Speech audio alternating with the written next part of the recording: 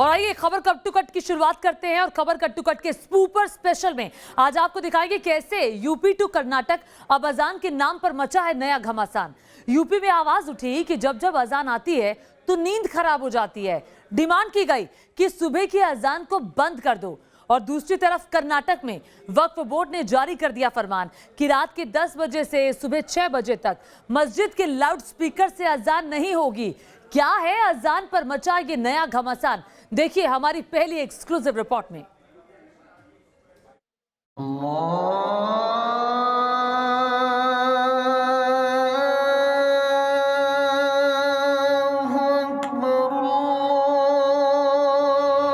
संगीता श्रीवास्तव इसी बंगले में रहती है और ठीक इसके अपोजिट साइड में सामने मस्जिद है। सुबह 5:30 बजे के आसपास जो अजान होती है उससे उनकी नींद में खलल पड़ता है। ये सरासर गलत है। ये 5 मिनट में इनको क्या तकलीफ होती है ये बताओ। ये मजहबी मामला है तो ये सर्कुलर नहीं इशू करना चाहिए था। खौफ का माहौल पैदा करने का एक घिनौनी साजिश। लाउड स्पीकर से अजान, नींद हराम। 8 घंटे रहेगी अजान पर लगाम। मुसलमान का नाम, अजान पर घमासान। यह है हिंदुस्तान में आज की सबसे बड़ी हेडलाइन, जिसके चलते मुसलमानों और सिस्टम के बीच ठन गई। अजान पर बैन की डिमांड की पहली सुगबुगाहट उठी यूपी से, जहां योगी आदित्यनाथ की सरकार है। दरअसल इलाहाबाद यूनिवर्सिटी की वाइस चांसलर संगीता श्रीवास्तव ने जिला प्रशासन को अजान को लेकर एक खत भेजा। खत में लिखा गया, रोज सुबह करीब 5:30 बजे मस्जिद में अजान होती है। ऐसे में लाउडस्पीकर की तेज आवाज नींद में खलल डालती है। अजान के कारण नींद बाधित होती है और फिर बाद में नींद नहीं आती, जिसके कारण पूरे दिन सर में दर्द रहता है और इसका असर कामकाज पर पड़ता है। ये किसी भी संप्रदाय, जाति या वर्ग के खिलाफ नहीं है, लेकिन आपकी स्वतंत्रता वहीं खत्म हो जाती है जहां से मेरी नाक शुरू।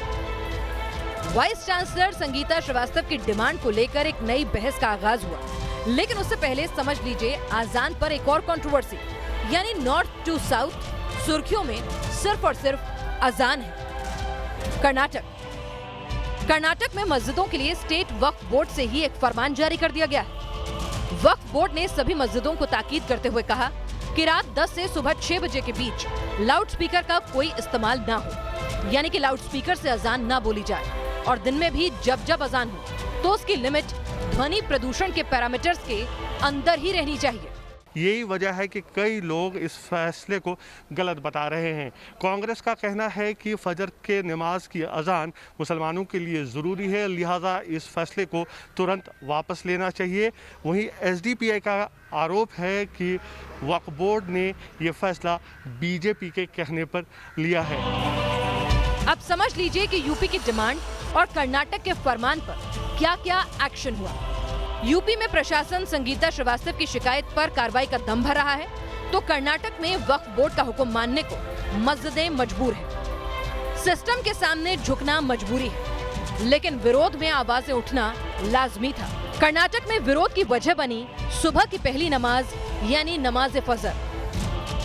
इन दिनों कर्नाटक में पहली नमाज यानी नमाज फजर का वक्त सुबह 5:45 बजे होता है, यानी फरमान के मुताबिक सुबह की नमाज के लिए लाउडस्पीकर से अजान नहीं पढ़ी जा सकती। इसी वजह से कर्नाटक का मुस्लिम समुदाय अपने ही वक्फ बोर्ड से खफा है। सवाल उठ रहे हैं कि अगर मस्जिद के लाउडस्पीकर से नॉइज पोल्यूशन होता है तो हर जगह लाउडस्पीकर का इस्तेमाल बंद होना चाहिए। तो फैसले का समर्थन करने वाले सवाल पूछ रहे हैं कि क्या लाउडस्पीकर के बिना अजान नहीं हो सकती। पोल्यूशन कंट्रोल बोर्ड का बहाना बनाकर, सरकार के ऑर्डर्स का अहमियत दिखाकर आप जिस तरीके से इसे लागू करने की कोशिश कर रहे हैं, वो एक फिस्तायत है, वो एक खौफ का माहौल पैदा करने का एक घिनौनी साजिश है। नमाज पढ़ने का आपका अधिकार है, एकदम पढ़ें, मस्जिद के अंदर पढ़ते हैं आप लोग, किंतु बिना माइक के भी नमाज पढ़ी जा सकती है। और वक्फ बोर्ड ने जो फैसला लिया है, मैं उस फैसले का समर्थन करता हूं। दूसरी तरफ प्रयागराज में उठी डिमांड को लेकर भी सवालों का सिलसिला जारी है। 5 वक्त की होती है और चूंकि शुरू से लाउड स्पीकर लगा है, जिसका परमिशन भी है 2 हॉर्न का। अब सुबह की टाइम चूंकि जो है बड़ा पीस रहता है, शांति रहती है, कोई कोलाहल नहीं रहता है, इसलिए वही आवाज़ तेज़ लगती है। जी हम लोग तो ऑलरेडी ड्यूटी में रहते हैं, लेकिन मैडम काफ़ी देर रात तक जगती हैं और सुबह में 5 साढ़े 5 बजे के बीच ये होता है। नमाज तेज होती जी वो काफ़ी तेज आवाज़ आती है तो है। जी बिल्कुल।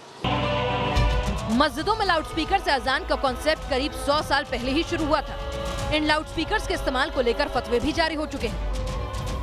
इलाहाबाद हाई कोर्ट भी कह चुका है कि मस्जिदों में लाउडस्पीकर से अजान का इस्तेमाल इस्लाम की रवायतों से कोई कनेक्शन नहीं। लेकिन 100 सालों से लाउडस्पीकर से अजान की आवाज मानो एक आदत बन गई, जिसका जिक्र छिड़ा तो मुस्लिम समुदाय में नाराजगी नजर आने लगी।